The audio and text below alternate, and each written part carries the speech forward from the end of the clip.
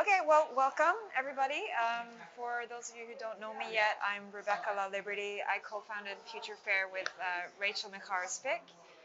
This is our fourth edition in this space in Chelsea, and this is the first time that we worked with a curatorial committee who helped nominate galleries and review presentations with us.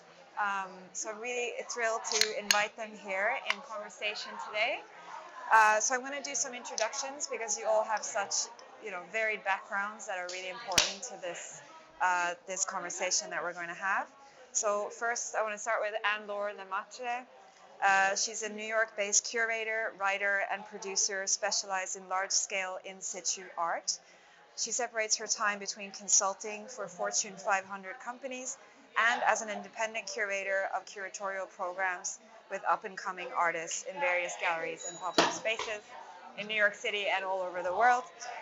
She's also recently curated a museum show with Rob and Eric Thomas Sewell's private collection in the Plains Art Museum in Fargo, North Carolina.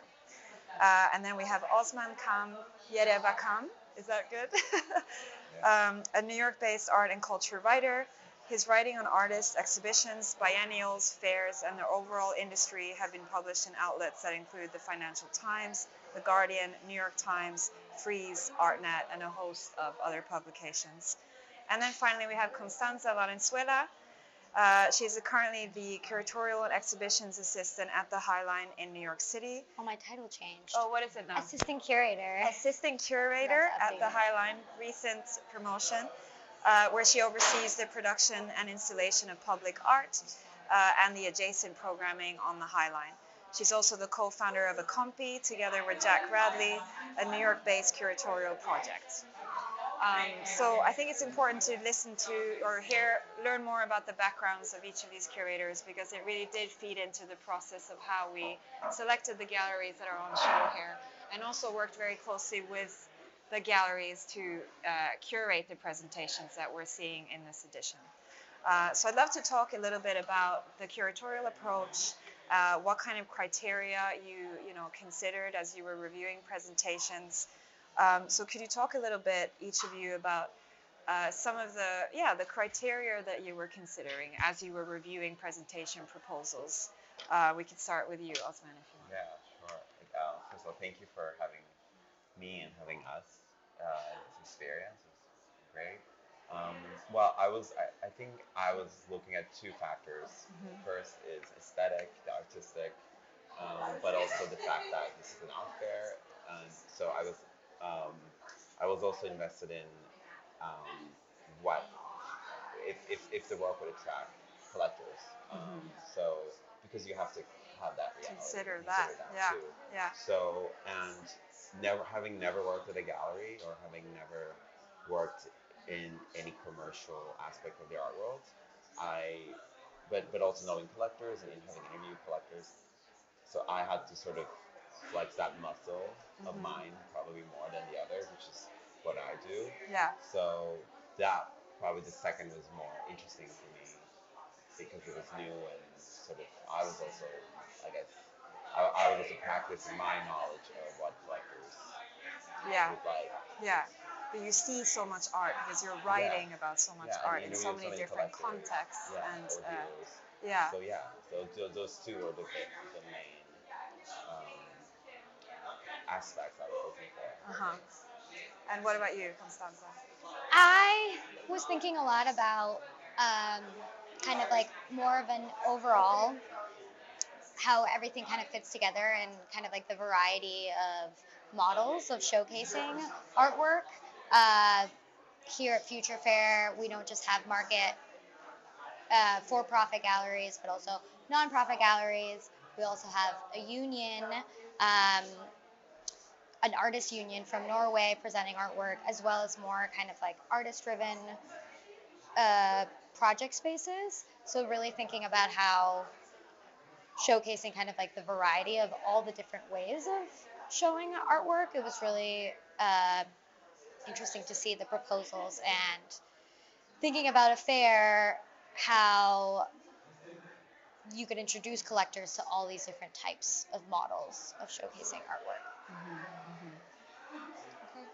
Yeah, I think for me, a big factor, obviously, aside from marketability, that is obviously essential when it comes to an art fair, I think cohesiveness in the presentation. I'm personally often drawn to either solo presentation or presentation in which the works are made to dialogue and have a cohesive vision together so that there's a bigger narrative.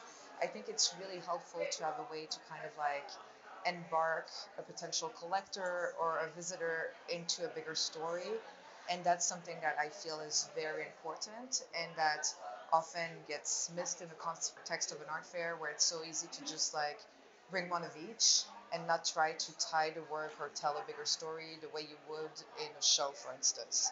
So that's something that I feel really helped um, bring the art fair to the next level is to actually be more intentional in how things were presented together and how they dialogued. Hmm. So we had given you all a scale of different categories. So there was marketability, saleability, cohesiveness in presentation, as you mentioned, and there was like a 1 to 5 scale. So I wanted to know, considering all your different backgrounds as a writer, as an independent curator, more public installations and programming, how did your background influence how you scaled, how you kind of rated these different categories for each of the presentations that you were looking at?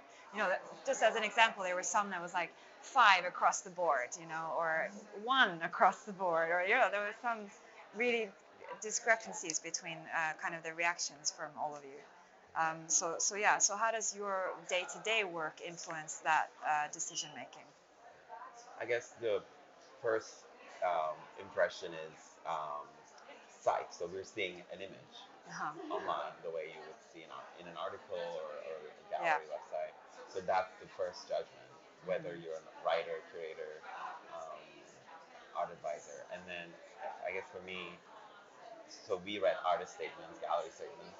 So, but I don't look for an artist or a gallerist to be a writer. I don't need a Right. beautiful essay, but I need still to be understand what the Mhm. work is going to be like. So, I guess I was trying to I was trying to understand what the work will be, but also imagine, I guess, a mini booth in my head. Mhm. And also we were also choosing scales of booths, what kind of scale, what kind of size we should As assign well. to the Yeah. yeah. Yeah. So I guess yeah, and also having attending so many fairs, Mhm. what could be different at this booth to attract the collector or the visitor, Yeah. or is it just going to be something you see everywhere? So I guess yeah, um, So your experience going to many fairs also yeah, influence the way that yeah, you're thinking about booths in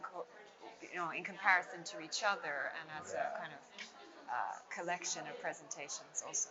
yeah, Yeah. and also I guess at some point you end up reading a lot of similar things. Hmm. So um, what is different in this statement, or In that write up. what is Yeah. yeah, yeah, Hmm. As a writer, I'm sure that means something yeah, to you yeah, too, right? Yeah. Yeah. So just for some context, galleries will submit presentation proposals to us, and that will include images. It'll also include, a write-up about the general theme of a show or topic or title. So you're seeing a lot of written material as well as imagery. But yeah, so and I think as a curator, I'm always thinking about kind of like longevity of galleries and an artists and thinking about, where will they be in 5 years or 10 years and if the work like new and refreshing is the gallery model or kind of like mission really driving something new or is it kind of like more repetitive or trying to recreate kind of like existing gallery models. Um, so really thinking about longevity, I think personally, I since we see so much paintings in fairs, I really think about how vulnerable. I've been thinking a lot about vulnerability in the art that I've been seeing and kind of like honesty and if you can kind of like sense that from the work. I think as a public art curator, I'm a little biased to like sculptures and kind of work that's more socially engaged. So thinking also about how that artwork is like in conversation with kind of like these larger dialogues with like their communities, um, or like what they're representing. Um, yeah. Yeah, I think um, it's hard to basically judge work for a fair without thinking about that specific fair, its public, its collectors, the history of this fair. I've been to every edition of this fair. I've known you guys since before the fair even existed.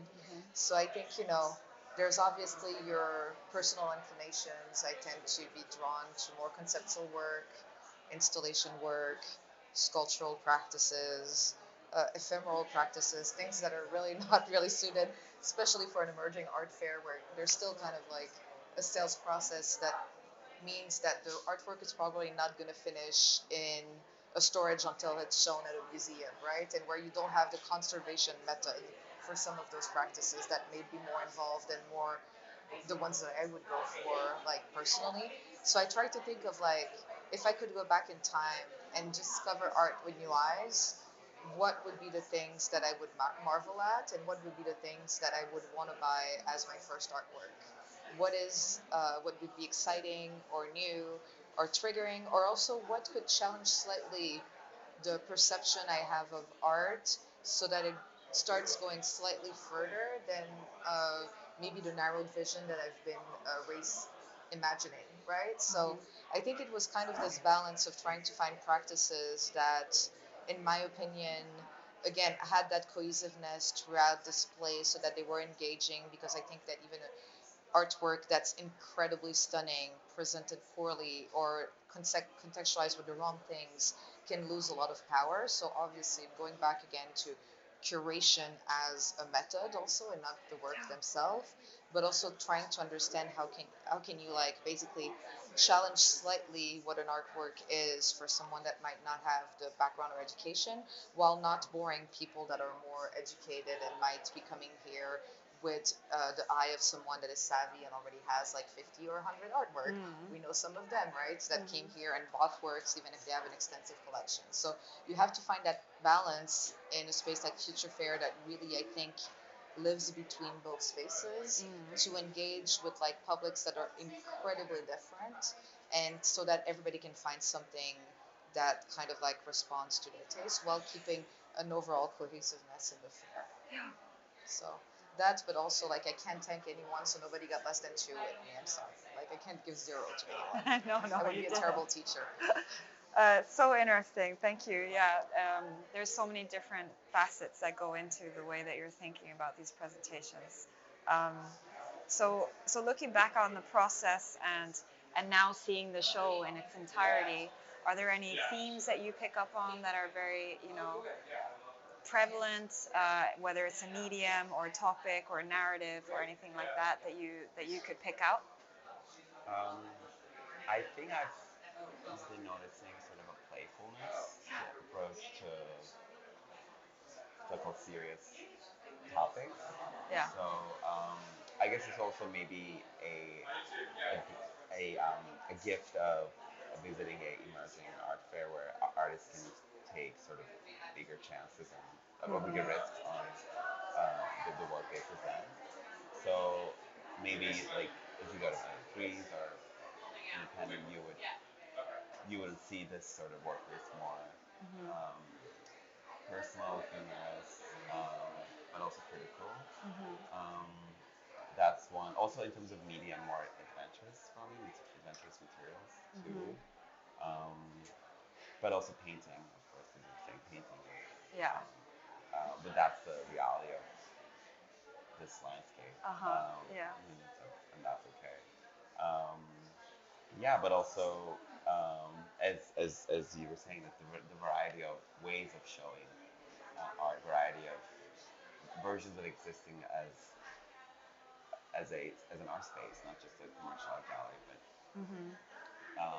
you see that here when you probably went to another art fair.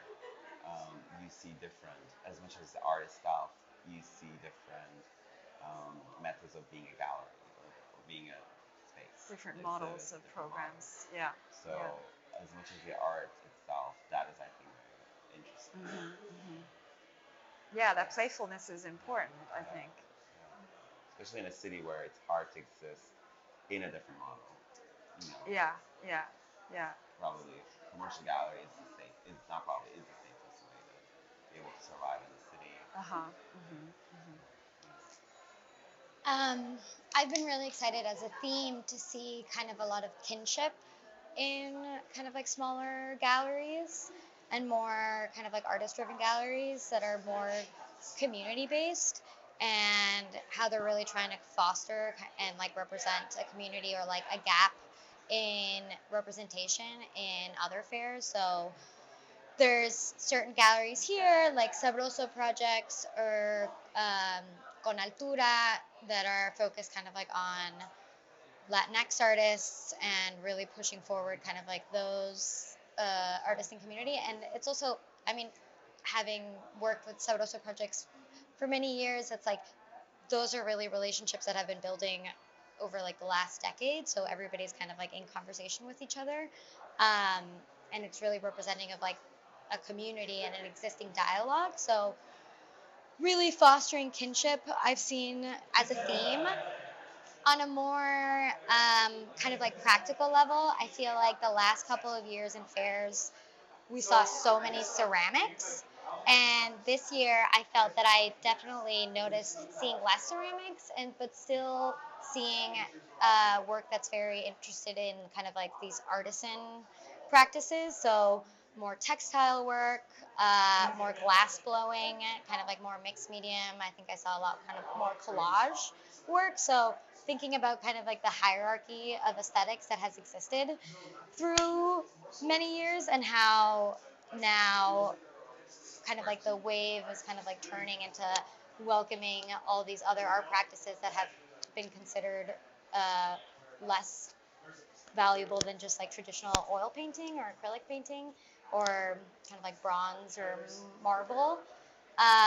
Another trend that I noticed is a lot of galleries showing artists from older generation that have been sitting on a lot of work and haven't really been showcasing. I think in previous years we've been so focused on like the young and the new and the fresh, and this year I noticed in some galleries really showing artists in their later part of their career who have been almost like undiscovered.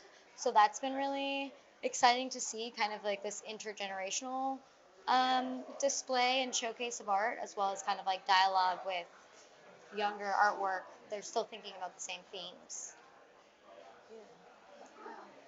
I mean, I think I can agree with a lot of what we've heard already, but I would say another thing that I've noticed is a lot of playfulness, and I see a lot of practice that, yes, go beyond just like one materials to become like an assemblages of different practices or different like techniques or like different medium that kind of like blend together into forms that go beyond the square or the rectangle to become something other, and also materials that might not be seen as precious originally, but that are made precious by becoming a practice, basically. And that's something that I think is very interesting as well. This idea that you can create with anything, that you don't have to go to the art store to like buy specific materials to become an artist, right? And that you can create from scratch, you can create from like anything that's around you. And I've seen more of that. So I would say, yeah, playfulness is definitely something that I've seen more, and more just like approach that are maybe less based on um, a narrative that is like clearly defined, but more leaving place for you to expand in your own way and find your own perspective into the practice, which I thought was interesting as well. It felt less didactic, basically. Yeah, yeah. Yeah, so we touched a little bit on, considering the artistic integrity of the presentation, but in the context of a very commercial, space, and how do we navigate that, knowing, the large investment it is for galleries to participate in a fair like this. And I'm going to combine it with my next question, which is, what is the role of curators like yourselves who work in other contexts? Uh, how can you influence this in a positive way for galleries in an art fair context? Being a part of the process of selecting these presentations. And should we switch it up? Maybe you can Yeah. start. Sure. I think, when you engage in the process of participating in an art fair, it's such a financial pressure. You definitely have to think about your bottom line as a gallery. I personally do curation in galleries, and one of the reasons I will never be a gallerist is because I can't deal with that level of pressure. I just don't want it. I don't want to have to compromise my what I want to see as artwork in the world due to needing to navigate this need for resources, basically. So I think that sometimes it's easy to get caught up into um, that aspect that is so vital and that might be like the most vital for most galleries, right? Like if you don't pay rent the next month, you're over. If you can't pay your artists, what are you? But like having curators involved can help you kind of like think of those elements that you might not have top of mind due to other components that might be more stressful or more predominant when you participate to a fair. And just having someone that can look at what you're presenting in a slightly different way and help you figure out how to push it slightly further without challenging any of those needs that you may have that might be more vital to you is something that I think was a resource that I thought was extremely interesting. Like I do think that there's definitely a need for more curation and more mindful approach in the commercial art world in general. And I think that it's just something, sometimes a resource that is not available to galleries because of so many different reasons. And having this extra layer to help them think through their presentation, I thought was an invaluable asset, basically. Kind of echoing that, I think curating. Um, Wait, let me just look at my notes. I don't think there are odds. I think market viability and kind of like artistic integrity are not really at odds. And I think it falls, there's like a lot of work on gallerists and curators to kind of like convey this to collectors and kind of foster work like long-term commitment to artists and artistic practices, especially when they're at the younger part of their careers. I think curators as tastemakers can kind of like um, support and kind of convey how this artist will grow into, if you invest early enough, like your investment will kind of like pay off if in the next 5 years or like in the next 10 years. So I think really kind of like garnering support for younger artists and really thinking about the long term, and whether that means having like a variety of like artwork that's more process based or practice based and versus like artwork that's just more a little bit aesthetically driven or more market driven. um, I think it falls a lot on galleries to really convey that and also kind of like market themselves and fostering a specific type of artist or collector based. um, I think some more established galleries have done it really well in kind of like marketing themselves as like either like more pop art based, or kind of like more illustration based. I think a lot of like how Hashimoto artists make very kind of like similar work to, as an example. So really kind of like garnering a base, I think is important, and like curators can really help convey that to collectors in like on a more kind of like official level per se. Yeah, that's so. Yeah, I like that you say that they don't necessarily have to be at odds, right? We're providing a way to repackage it and recontextualize it in a way where they don't have to be at odds at all. Yeah. Yeah. Also, like agreeing with what both of you said. I mean, even if you think about the meaning of the word curator, comes from it comes from to care. So I think maybe the best way to explain curator's role in this case is sort of caretaker or sort of mediator between the commercial aspect and the artists and sort of and what you guys do is also interesting because I don't think other fairs have this sort of announced open group of people selecting who will be at the fair. So it's done in a more of a private way, or it's done by sort of an existing committee. So, but what you do is sort of uh, offering that sort of mediation between dealers and artists and collectors in a way. So I think yeah, it's sort of it's not there yet maybe um, for the broader sector, but this is a good example of Yeah. what could be done. Yeah, I guess, I mean, we show so many galleries, dealers, artists that sometimes have never shown in New York City before. It's their first fair, and so we work really closely with them to set them up for success. And I think the curation and working with you three has really shown us how far that can take us and how far it can take the quality of the presentations and the success of their participation essentially. But I wanted to ask more generally, what do you think the impact of including more emerging and mid-career artists like the ones that we show in an art fair context? What benefit does that have to the larger ecosystem, to you guys? Oh, yeah.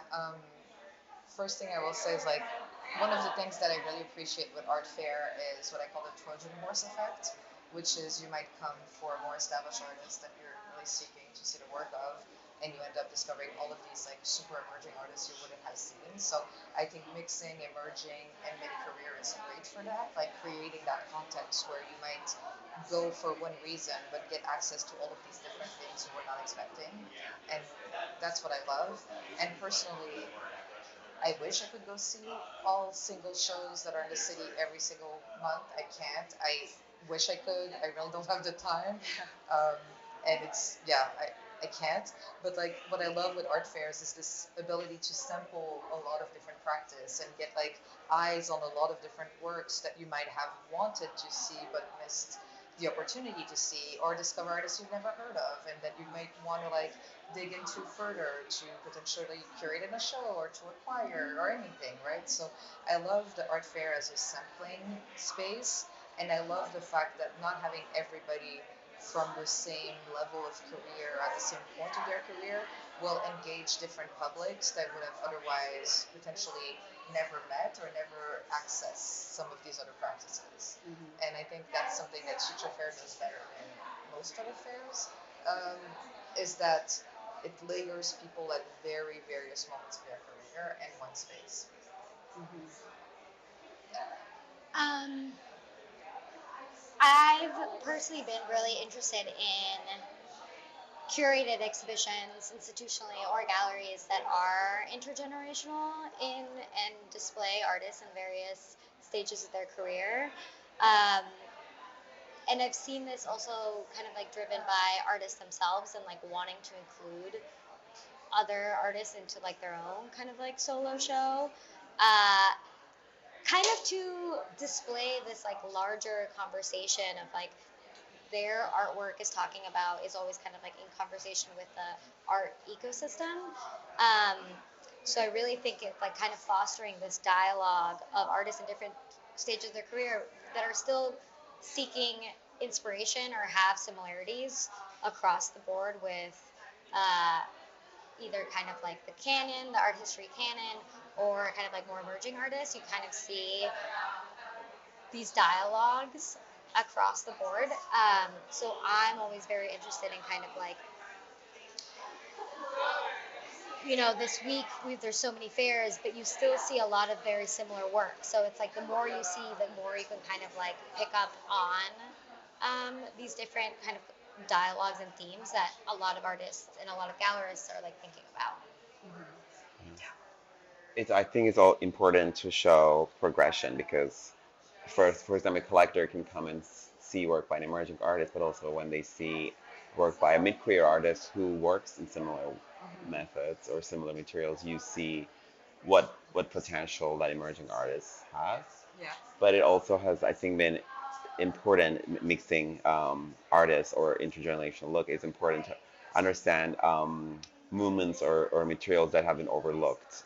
For example, queer artists, artists who work in textile, artists of color, seeing shows, like for example, uh, by a group of intergenerational artists around these themes helps you see what has been done before that's maybe never had chance to find space Yeah. to show, and now what's being done um, by young artists and sort of how things have evolved, and sort of sort of like connecting those Yeah. time periods, and the fair also has the same opportunity, and especially for the collectors who Yeah. Who maybe come back year after year and see a yeah gallery return with a different artist in their yeah program. And yeah. yeah. So my final question is really similar in a sense. It's, what role do you think art fairs have in progressing the careers of, really young emerging artists, and how can fairs do it better? How can we provide a context that really ensures that we're nurturing very young artists that, perhaps are new on the scene in that market that fair is operating? Should I? Yeah, go ahead. I mean, first of all, artists need to sell. So first of all, you're providing that platform without the um, higher risk of a sort of a bigger fair where everything costs more, and also emerging artists have hard time entering, Yes. and that's probably number one and most important. And but also helping them sort of find themselves in a larger context of with their colleagues, and colleagues from a variety of um, geographies, ways of showing models, as we said. So maybe if an artist walks in here who is showing at the fair, sees their work in this context that they never imagined or seen before, Right. it inspires them for different ways of making, or it just inspires them in general, and they meet colleagues, they connect with colleagues from Oslo, from Mexico City. Like that's I think the most important Yeah. aspect, and there's always a chance of someone someone coming and buying their work. Right, right. And Yeah, I mean, you're contextualizing them in conjunction with their peers, but from other yeah, countries and other cities and yeah, other. and you're located sort of in this place where Freeze is right here. Other fairs are right here, so they exist in this sort of network that that's not far Bushwick, or it's they're here, so I it's see. they're Yeah, yeah, exposed. yeah.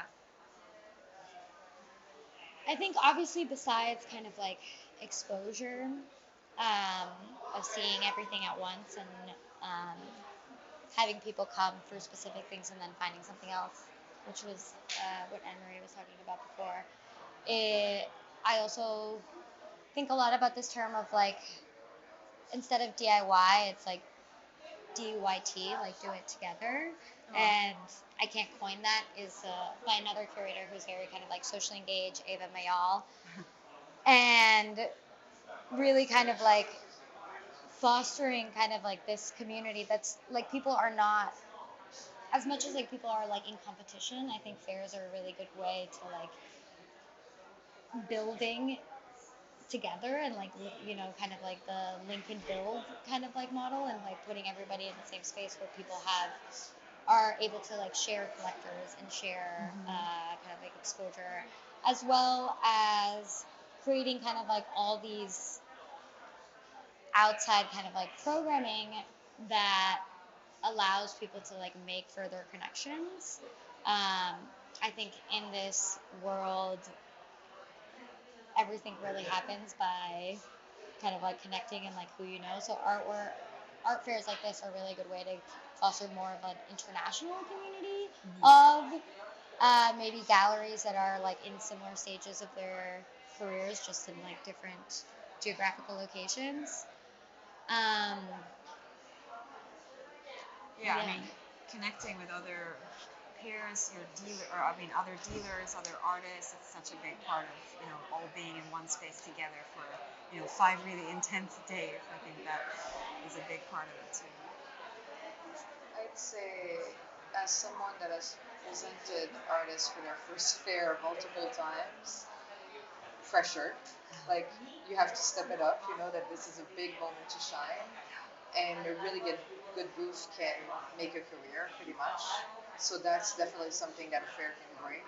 Like if you actually do create a moment, and if you do step up your work, your presentation, the cohesiveness of what you're saying, your practice for that moment, it can really make a tremendous impact on a young artist's career. And I think that a lot of artists see that even more so for a fair than for their solo shows, because a solo show requires people to come to see you. And again, a fair, you can just stumble and be discovered, so to speak. And while I don't really believe in this context of discovery in the art world, it is true that like if you show something that really kind of like can draw interest into what you do, it can be a game changer, right? And the other thing is, and actually that's a young artist that taught me that. I really never thought about that myself, but like a young artist that shows at a fair and decides to be there every single day and engage with people that show up is going to make so many contacts. Is going to talk to so many different people. And often, what I realized, like having helped so many artists very young and seen them grow, is that the people that will be impacted by your work and the people that will end up helping your career the most are rarely the people you would have expected. It's not the galleries you expected, it's not the curators you expected, it's not the writers you expected.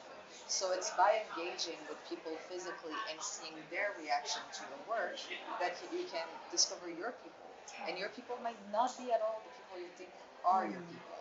And you can do that, by, again, going to a bunch of museum shows and art fair and collaborative spaces and really finding, like, what are the people that, like, really impact you. But at a fair, you will meet an entire different category of humans that you wouldn't have met any other places. Any other way. And some of them might end up being life-changing conversations. And I'm not saying career-wise. It can just be someone that draws a perspective into your practice that you never thought of, and because they come from a totally different place. Maybe someone hates your work, but the way they talk about the fact they hate your work actually triggers something that you would not have had otherwise.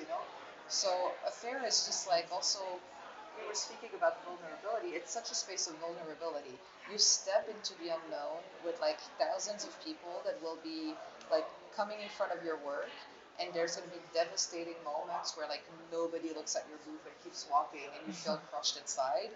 And one time, maybe during an entire day, someone will stop by and talk to you and will like change your life, right? And like I feel like this is like what you get in public arts, which I love, love, love, and why I'm so invested in public practices as well. But fairs is another space where you can get that somehow. That you won't have in the white cube space of the gallery. And even if stepping in a fair is obviously people that have a vested interest into arts, it's not like layman's, right? It's not like doing something on the highline. It's like a very different context, but you can still get those moments of exposures and interactions that will be very at odds with what you thought your experience was going to be. And I think that's one of the magic parts of art, is that once it's produced, it's no longer yours. It's like to people to receive. And if you're there to see how people receive it, you're going to learn a lot. Yeah, amazing answers. I love that. So I wanted to open it up to the audience. If you want to ask any questions, go ahead. So Rebecca, kind of back to your point about how many exhibitors here are showing for the first time, they're doing their first fair process. For example, I'm here to support one of my close friends, Green Loop, who has a booth right there, Shameless Plug, but she has been an advisor and curator for years, but this is her first fair person. But I wonder during the selection process, when you were looking at applications from who don't have a lot of track record of successful presentations, they don't have a lot of gallery exhibitions in the books. What are some alternative qualities that you look for can actually start because I'm the person that reviewed that application. Yeah. So, Reviewed that one. so I can talk about that. Like, I'm actually a massive lover of incredibly emerging spaces. I've always been. I love see galleries start. I think it's where you see most of the most interesting things. Like, I think the most interesting spaces often for art are like the micro gallery that's less than 2 years old and the massive blue chips with like all of the money. But in between, sometimes because you have so much pressure again related to sales, you lose a little bit of the magic, right? So what I adore with Future Fair is that they will allow galleries with very little track record to enter and try to apply, right? I think for me, you have to show, if you don't have a big track record, you have to show boldness. You have to show that you're actually, that art is something that you're ready to like, you know, go to bat for, and that you're there to show something that that you're so passionate about that there's no other way. It has to be seen by as many people as possible, and you know you'll never get that exposure in your space because again, Rain, for instance, like I supported their application. I really wanted them in the fair. I've never stepped at the gallery yet. I've just heard so many up and coming artists mention the space, and I heard like whispers of what the quality of their programming was. And for me, that doesn't have a lot of time to go to galleries again, or not as much as I would want at least. I think just what I had heard made me feel like, okay, I feel there that kind of pulse, right? So I think it's passion, dedication, and boldness, and a will to kind of disrupt. I hate the word disruption, but you see what I mean? Like a will to present something that you're not seeing already 25 times in all of the other young galleries, basically. I agree. But I also think a lot about, as a curator, I really have learned to trust my instinct. And you kind of see that also in like some younger galleries where they're like sure of like of what they're doing and why they're doing it. Whether it's like, they've been working at galleries all the time and they're just interested in working with like artists, younger artists like in their generation. Because so it's like this instinct of like you see kind of like a gap in the market that you kind of like want to fill, and just from being in the art world, like those gaps, so you like trust your instinct. I think that's really obvious in some proposals of like this like assurance of like what they're doing and like why they're doing it. Can really be conveyed properly in like a proposal.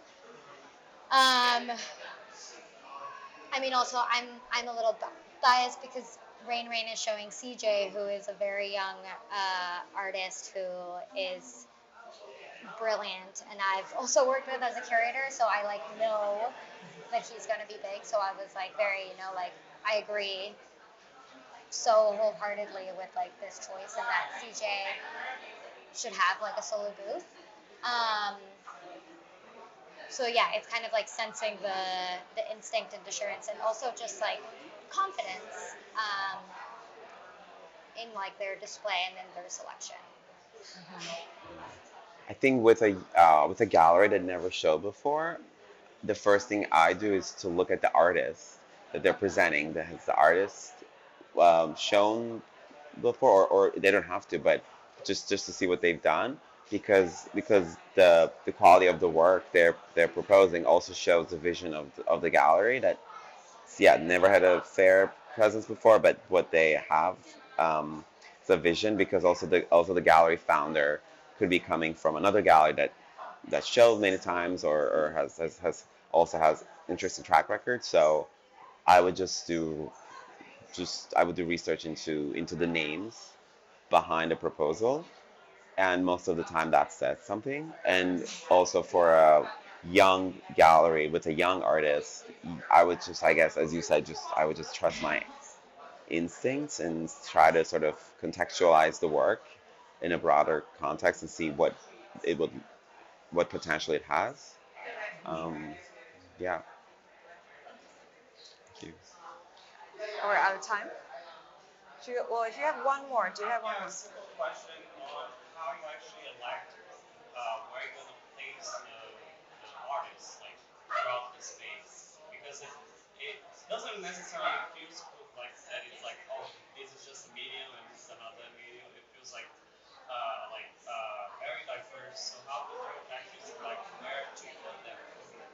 That is question for done. Rebecca. That is Yeah, done. I can speak to that. I mean, we put a lot of thought into how we're curating the entire show, and going back to uh, placing a certain program next to another certain program and how those networks can connect. I mean, not just the narratives between the presentations, but also the personalities of the dealers, the type of model that gallery is, what country they're from. I mean, we're really thinking about all of those things. I mean, you could think of an art fair as an orchestra, and you need all of the parts to sing together and be in cohesive with each other. So we do really think about that, how you're walking the space as a visitor and as somebody who may not have ever, seen the work of that artist before. How can we contextualize them in the best way possible, in conjunction with their peers again as well. So yeah. Well, thank you so much. I mean, I want to say just quickly on a personal level, on a professional level, and I know that I speak for Rachel as well, this has been a tremendously positive experience for us and for the fair and for the galleries, and I just thank you so much. Thank you.